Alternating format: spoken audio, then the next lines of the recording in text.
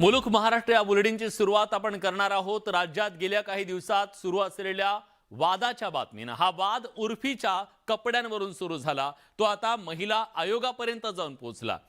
खरं तर चित्रा वाघ आणि उर्फीतला हा वाद आता शिगेला पोहोचलाय असं म्हटलं तर वावगं ठरणार नाही।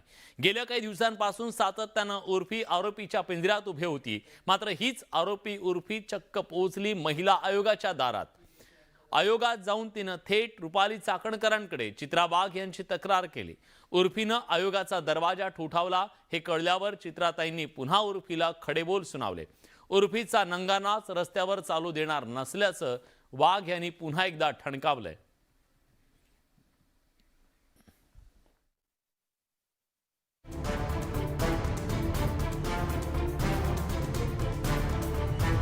वाद अखेर महिला आयोगात। उर्फीने केली चित्रा वाघांची तक्रार।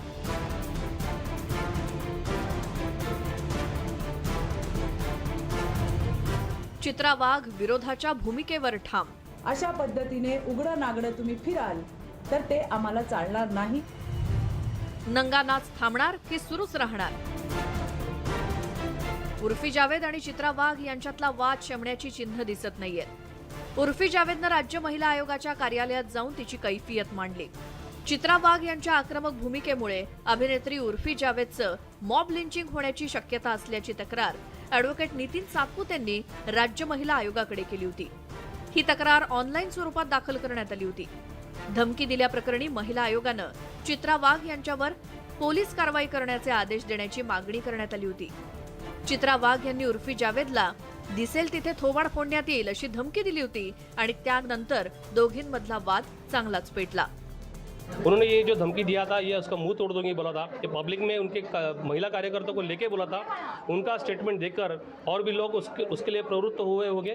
तो अगर ऐसा कोई घटना होती है तो धारा 153A और B के तहत, भारतीय दंड विधान के तहत उनके ऊपर वो अपराध बनता है।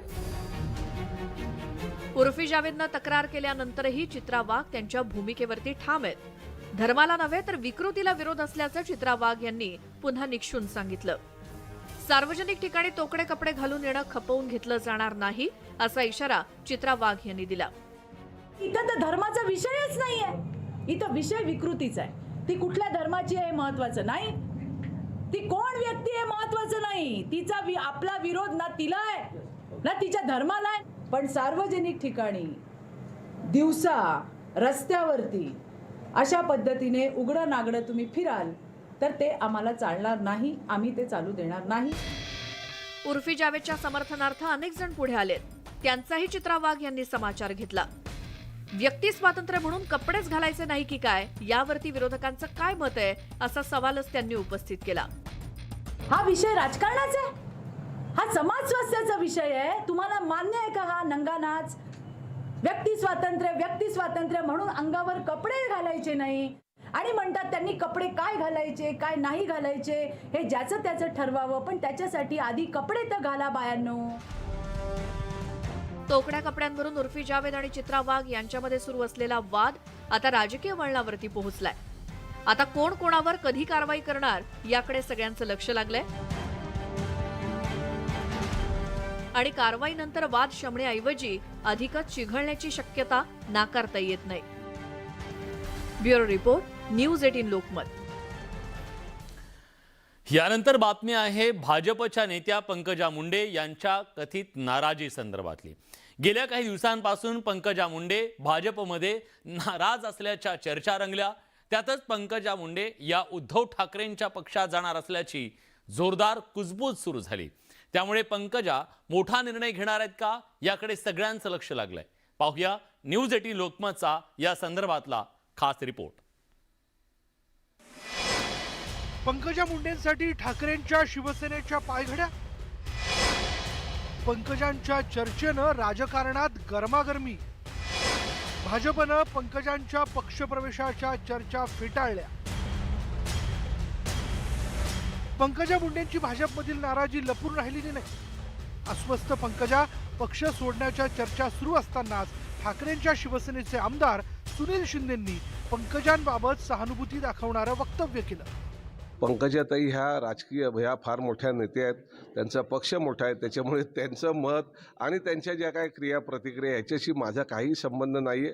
फक्त एक पंकजा मुंडे ह्या फार चांगल्या नेत्या आहेत, भाजपाच्या फार मोठ्या नेत्या आहेत, त्यांच्यावरती अन्याय होतो हे आम्हाला दिसते, परंतु ते आणि त्यांचा पक्ष हा त्यांचा अंतर्गत बाब आहे, त्याच्यामुळे मी काय बोलणार नाही. परंतु पंकजाताईंच्या कर्तृत्वाला आम्ही नेहमीच सलाम करत राहू.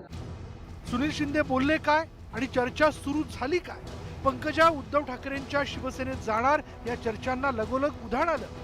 राजकारणातली ही कुजबूज वाढू लागली. शेवटी यावर उपमुख्यमंत्री देवेंद्र फडणवीसांना बोलावं लागलं. मातोश्रींचं द्वार त्यांच्याकरता जरी उघडं ठेवलं असलं तरी त्या दाराने त्या कधीच जाणार नाहीत.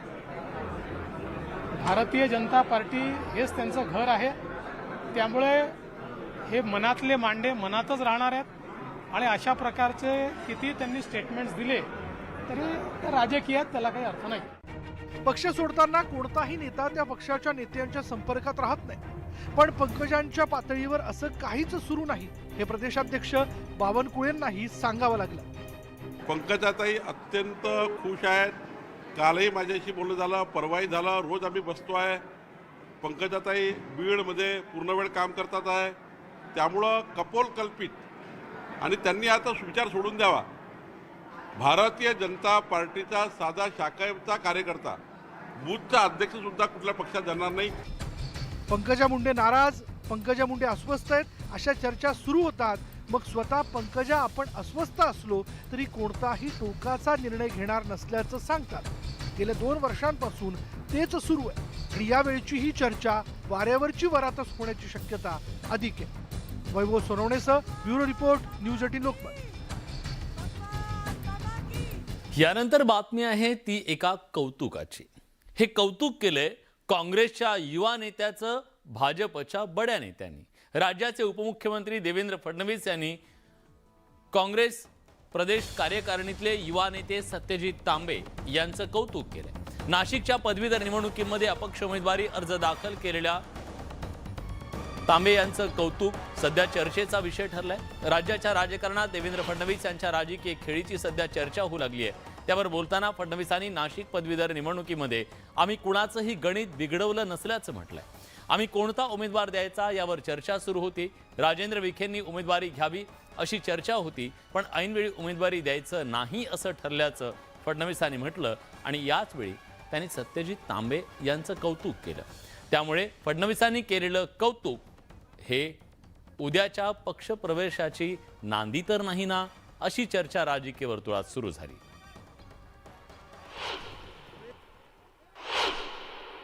सत्यजित तांबे एक नेता म्हणून, एक व्यक्ती म्हणून, युवा नेता म्हणून निश्चितपणे त्यांचं काम चांगलं आहे. परंतु शेवटी सगळे काही राजकीय जे निर्णय असतात हे धोरणांप्रमाणे करावे लागतात, ते योग्य वेळी करावे लागतात.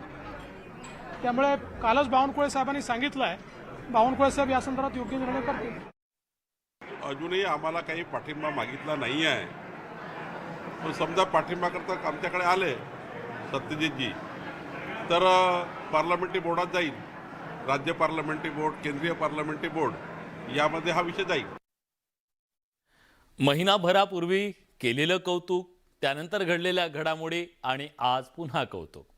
सत्यजित तांबेंना राजकीय झळाळी मिळते नक्की. तिकडे नाशिक पदवीधर मतदारसंघातून काँग्रेसकडून सुधीर तांबेंना उमेदवारी काँग्रेसनं जाहीर केली. मात्र नाट्यमय घडामोडी घडल्यानंतर सत्यजित तांबेंनी अपक्ष उमेदवार म्हणून अर्ज दाखल केला. यावर काँग्रेसमधून आता तीव्र नाराजी व्यक्त होतीये. सत्यजित तांबेंनी काँग्रेसला धोका दिलाय, त्यामुळे त्यांना काँग्रेस पाठिंबा देणार नसल्याची आज स्पष्ट भूमिका काँग्रेसनं जाहीर केली. काँग्रेसचे प्रदेशाध्यक्ष नाना पटोले यांनी या संदर्भातली आपली तीव्र प्रतिक्रिया दिली. काल झालेल्या घडामोडींचा अहवाल हायकमांडला देण्यात आला असून या संदर्भातला पुढचा निर्णय आता हायकमांड घेईल असंही काँग्रेसचे प्रदेशाध्यक्ष नाना पटोले म्हणाले. दरम्यान या प्रकरणानंतर राज्य काँग्रेसला मोठा धक्का बसला असून भाजपचा पाठिंबा घेणं हा काँग्रेसची दगाफटका आहे असा तीव्र संताप सुद्धा पटोलेंनी व्यक्त केला. एकूणच विधान परिषदेच्या निवडणुकीत नाशिक पदवीधर मतदारसंघात शेवटच्या क्षणी मोठा ट्विस्ट पाहायला मिळाला. काँग्रेसचे अधिकृत उमेदवार डॉक्टर सुधीर तांबेंनी उमेदवारी अर्ज दाखल न करता त्यांचे पुत्र काँग्रेस नेते सत्यजित तांबेंना अपक्ष उमेदवारी दाखल करायला लावली. तसंच आपण भाजप आणि इतर पक्षांना पाठिंब्यासाठी विनंती करणार असल्याचं सत्यजित तांबेंनी सांगितलं. त्यामुळे या सगळ्या राजकीय घडामोडींच्या पार्श्वभूमीवर काँग्रेसला एक मोठा धक्का मानला जातोय. त्या सगळ्या घडामोडीवर मी पूर्ण लक्ष ठेवून आहे. आता जवळपास त्या सगळी रिपोर्ट आम्ही हायकमांडला केलेली आहे. आज जवळपास त्याच्यावरचं हायकमांडकडून आम्हाला काही निर्देश येतील त्याप्रमाणे कारवाई करू. पण बंडखोर उमेदवाराला काँग्रेसचा पाठिंबा राहणार नाही, कोणाचं व्यक्तिगत नाही. आम्ही पक्षाकडून डॉक्टर सुधीर तांबे यांना तिकीट दिली होती. सुधीर तांबेंनी फॉर्म न भरता एक प्रकारचं पक्षासोबत फसवेगिरी केलेली आहे आणि आपल्या मुलाला अपक्ष फॉर्म भरून BJPचा पाठिंबा, कारण की त्यांनी जे नंतर सांगितलं की मी BJPचा पाठिंबा घेणार आहे, हे एक प्रकारचं काँग्रेसची धोकाधडी आहे. भाजपचं भय दाखवून घरं तोडण्याची कामं जी सुरू झालेली आहेत, ही आज भाजपला त्याचा आनंद होत आहे. कारण की आम्ही त्यांच्या प्रमुखांचे काही वक्तव्य जेव्हा ऐकतो, दुसऱ्याची घरं फोडून कसं त्या आनंद साजरा करतात तेही आम्ही पाहतो आहे. पण ज्या दिवशी भाजपचं घर फुटेल त्या दिवशी भाजपला खरी या सगळ्या दुसऱ्यांची घरं फोडण्याचं दुःखाचं माहिती पडेल. नामांतराचा मुद्दा पुन्हा एकदा राज्यात चर्चेत आलाय. औरंगाबाद आणि उस्मानाबादच्या नामांतरानंतर आता पुण्याचे नामांतर करण्याची मागणी राष्ट्रवादी काँग्रेसनं केली आहे. तर मुंबईतल्या BDD चाळीच्या पुनर्विकास प्रकल्पाच्या नामांतराचा मुद्दा सुद्धा पुढच्या काळात पेटण्याची शक्यता निर्माण झाली आहे. त्यामुळे या सगळ्या मुद्द्यावरून महाराष्ट्राचं राजकारण तापू शकतं. पुणे आणि मुंबईत नामांतराची धग. पुण्याचं जिजाऊनगर करण्याची मागणी. नायगाव BDD पुनर्विकास प्रकल्प. प्रकल्पाला डॉक्टर बाबासाहेब आंबेडकरांचं नाव द्या. भाजपचा राष्ट्रवादी काँग्रेसला यॉर्कर. राष्ट्रवादी काँग्रेसचे आमदार अमोल मिटकरींनी पुण्याचं नामकरण जिजाऊनगर करण्याबाबत आगामी अधिवेशनात सरकारकडे मागणी करणार असल्याचं ट्विट केलं. अमोल मिटकरींच्या या भूमिकेमुळे नव्या वादाला तोंड फुटलंय. संभाजी ब्रिगेडही जिजाऊनगरसाठी आग्रही आहे, तर ब्राह्मण महासंघानं नामांतराची गरज नसल्याचं स्पष्ट केलंय. लाल महाला जिजाऊंचं भव्य स्मारक उभारा असा सल्ला ब्राह्मण महासंघानं दिला. पुणेश्वर महादेवामुळेच पुणे नाव पडण्याकडे ब्राह्मण महासंघानं लक्ष वेधलं. वंदनीय जिजाऊ माता या देशातल्या सर्वच हिंदुत्ववाद्यांना आणि शिवभक्तांना वंदनीय आहेत, प्रातस्मरणीय आहेत. परंतु त्यांचं नाव पुणे शहराला देणं तितकंसं उचित होणार नाही असं आमचं म्हणणं आहे. पुण्यात राष्ट्रवादी काँग्रेसनं जिजाऊनगर करण्याचा मुद्दा उपस्थित केला, तर इकडे मुंबईत भाजपनं राष्ट्रवादी काँग्रेसची कोंडी केली. महाविकास आघाडी सरकारने वरळी BDD चाळीला स्वर्गीय बाळासाहेब ठाकरे नगर, नामजोशी मार्ग BDD चाळीला स्वर्गीय राजीव गांधी नगर आणि नायगाव इथल्या BDD चाळीला शरद पवार नगर नाव देण्याचा निर्णय घेतला होता. मात्र भाजपचे आमदार कालिदास कोळंबकरांनी मुख्यमंत्री एकनाथ शिंदेची भेट घेऊन नायगाव BDD चाळ पुनर्विकास प्रकल्पाला doctor Babasaheb Ambedkar BDD complex नाव देण्याची मागणी केली आहे. तर भाजपकडून तत्कालीन सरकारचा निर्णय बदलण्याची मागणी आकसातून केली जात असल्याचा आरोप महाविकास आघाडीनं केला. ज्यापासून एकनाथ शिंदे फडणवीसांचं सरकार आलं त्या प्रत्येक वेळेला मागच्या सरकारने महाविकास आघाडी सरकारचे निर्णय हे रद्द करणे, नवीन निर्णय घेणे अशा पद्धतीची भूमिका विद्यमान सरकारची राहिलेली आहे. BDD चाळीच्या संदर्भात जर त्यांनी नामकरण परत नव्याने केलं तर नवल वाटण्याचं मला काहीच कारण वाटत नाही, परंतु हा प्रकल्प पूर्ण झाला पाहिजे. औरंगाबाद आणि उस्मानाबादच्या नामांतराचा प्रस्ताव राज्य सरकारनं केंद्राकडे पाठवलेला असतानाच आता पुण्याच्या नामांतराची मागणी पुढे आली. मात्र आतापर्यंत कोणत्याही शहराचं नामांतर सहजासहजी झालेलं नाही हा इतिहास आहे. हा इतिहास यावेळी बदलेल का याकडे राज्याचं लक्ष लागलं. Bureau report, news 18 Lokmat. यानंतरची बातमी आहे आदित्य ठाकरेंनी केलेल्या आरोपांसंदर्भातली. मुंबई महानगरपालिकेत 400 कोटीच्या रस्त्यांसाठी 400 किलोमीटरच्या रस्त्यांसाठी सुमारे 6,000 कोटींच्या टेंडरची धुळफेक झाल्याचा घणाघाती आरोप आदित्य ठाकरेंनी केलाय. या घोटाळ्याची चौकशी झाली पाहिजे अशी मागणी आदित्य ठाकरेंनी केली आहे. मुंबई अंतर्गत 400 किलोमीटर रस्त्यांच्या काँक्रिटीकरणासाठी 3 वर्षात 6,000 कोटींची कंत्राटं काढणं अपेक्षित होती. ती एका वर्षात काढण्यात आली, पण या टेंडरला अपेक्षित प्रतिसाद न मिळाल्यानं अखेर ही टेंडर रद्द करण्यात आली असा आरोप आदित्य ठाकरेंनी केलाय. दरम्यान राज्यात गेल्या 6 महिन्यांपासून मोगलाई सुरू असल्याची टीका सुद्धा आदित्य ठाकरेंनी केली आहे. दुसरीकडे स्वतःला खोके आणि महाराष्ट्राला धोके असा खोचक टोला आदित्य ठाकरेंनी लगावलाय.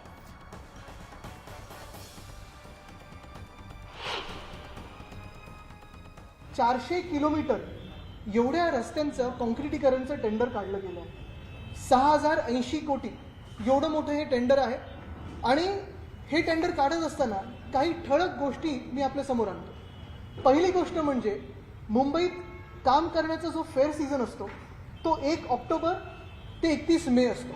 म्हणजे 1 ऑक्टोबरला जी कामं पावसाळ्यानंतर सुरू होतात ती साधारणपणे 31 मे पावसाळ्याच्या आधी ही बंद झाली पाहिजेत, ज्याला आपण रोड्स क्लोज बोलतो किंवा कामं क्लोज करणं बोलतो, ती झाली पाहिजेत.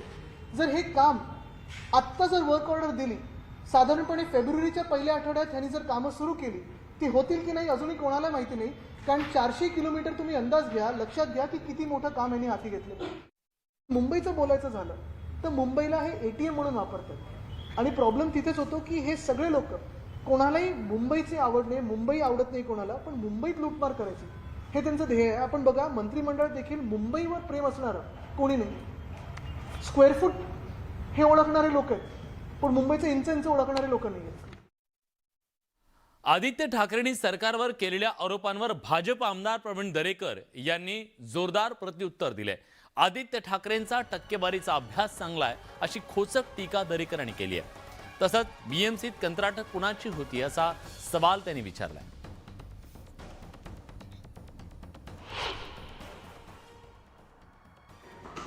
गणित काय होतं हे त्यांनी आज नीट मांडलं. खरं म्हणजे बिलो जाऊन कामाचा दर्जा राखला जात नव्हता, परंतु यांना मुंबईकरांच्या कामाच्या दर्जा संदर्भात काही देणं घेणं नव्हतं. टक्केवारीचं कॅल्क्युलेशन महत्त्वाचं होतं. एका बाजूला सांगतात नॅशनल कंपन्या चांगल्या कंपन्या आहेत, मग आपल्या पोटात का दुखतं? उत्तम कंपन्या आणून टाइम बाउंड पिरियडमध्ये जर काम होणार असेल तर आपण क्षमतेवर शंका कशासाठी घेताय? शरद पवार यांचं जाणता राजा हे जबरदस्तीचं बिरुद असल्याची घणाघाती टीका भाजपचे खासदार अनिल बोंडेंनी केली आहे. अनिल बोंडे दौंडमध्ये बोलत होते. पवारांनी बारामतीचाच विकास केला, त्यांनी विदर्भ आणि मराठवाड्याकडे दुर्लक्ष केलं, त्यामुळे विदर्भ मराठवाड्याचा अनुशेष वाढला. विकासच झाला नाही, त्यामुळे विदर्भ मराठवाड्यातला शेतकरी आत्महत्येच्या गर्तेत सापडला. आत्महत्यांच्या या दुष्ट चक्राला शरद पवार जबाबदार असल्याचा आरोप बोंडेंनी केलाय. पक्षापासून आहेत, महाराष्ट्राचं नेतृत्व केलं, देशाचे कृषी मंत्री राहिले, परंतु विदर्भ मराठवाड्याचा जो सिंचनाचा अनुशेष राहिला, म्हणजे आज 8% फक्त सिंचन विदर्भाचं होतं, मराठवाड्यामध्ये हाहाकार होतो. आणि त्यांनी फक्त एक बारामती तालुका डेव्हलप केला. विदर्भ मराठवाड्याच्या शेतकऱ्याची कधी चिंताच केली नाही. आणि म्हणून विदर्भ मराठवाड्यामध्ये सिंचनाचा अनुशेष वाढला, त्याच्यामुळे आत्महत्या झाल्या. आणि म्हणून मी जबाबदारीनं सांगतोय की महाराष्ट्राचा जाणता राजा म्हणून बिरुद लावून जबरदस्तीने लावून घेणाऱ्या या माणसाने विदर्भाच्या शेतकऱ्यांना आत्महत्या करण्यासाठी प्रवृत्त केलं, त्यामुळे तेच जबाबदार आहे. यानंतर बातमी राजेशाही थाटाची आहे. लाखो रुपये खर्च करून बांधण्यात आलेलं सांगलीचे पालकमंत्री सुरेश खाडेंचं कार्यालय अखेर खुलं झालंय. एका राजेशाही महालासारख्या या कार्यालयाची पहिली झलक न्यूज 18 लोकमतनं हिवाळी अधिवेशनाच्या काळात समोर आणली होती. यावर जोरदार टीका करण्यात आली. अखेर या कार्यालयाचं उद्घाटन शेतकऱ्यांच्या हस्ते करण्यात आलं. हे कार्यालय बांधण्यासाठी लाखो रुपये खर्च करण्यात आले. कार्यालयाच्या कामासाठी लाखो रुपयांचा खर्च जिल्हा नियोजन समितीच्या निधीतून करण्यात आला. दरम्यान जिल्ह्यामध्ये एका बाजूला शासकीय कार्यालयांना जागा मिळत नाहीये, जिल्ह्यातल्या अनेक तालुक्यांना विकासासाठी निधी मिळत नाहीये अशी तक्रार असताना पालकमंत्री मात्र आपल्या शासकीय कार्यालयासाठी लाखोंची उधळपट्टी कशी करू शकतात असा संतप्त सवाल स्थानिकांकडून व्यक्त करण्यात येतो. हे एक कार्यालय जिल्ह्याचं काम इथून व्हावं, सेंटरवर व्हावं, कारण तालुक्याच्या ठिकाणी जिल्ह्याचं काम होणं अवघड पडतं. ह्या ठिकाणी कार्यालय होणं जरुरीचं आहे, कारण इथं प्रशासक बिल्डिंग कंप्लीट आहे, त्यामध्ये कलेक्टर ऑफिस इथं जवळ आहे. त्यामुळं जनतेचं काम इथं तातडीनं व्हावं यासाठी हे कार्यालय आज ओपनिंग झालं. आजपासून ह्याचं कामकाज चालू झालं. त्यासाठी आपण इथं स्टाफ पण नेमतोय. आता आपण एक OSD मध्ये इथं राहतोय, एक PS इथं राहील, शिपाई एक राहतील, बाकीच्या गोष्टी सगळ्या यंत्रणा इथून चालतील. जिल्ह्याचं काम इथून चालेल हे मला सांगायचं. या सगळ्या घडामोडींसोबत मुलुक महाराष्ट्र या बुलेटिनमध्ये आपण इथेच थांबतोय, पण ब्रेक नंतर जाणून घेऊयात महाराष्ट्रातल्या गावोगावची बित्तम बातमी मुलुक महाराष्ट्र सुपरफास्टमध्ये.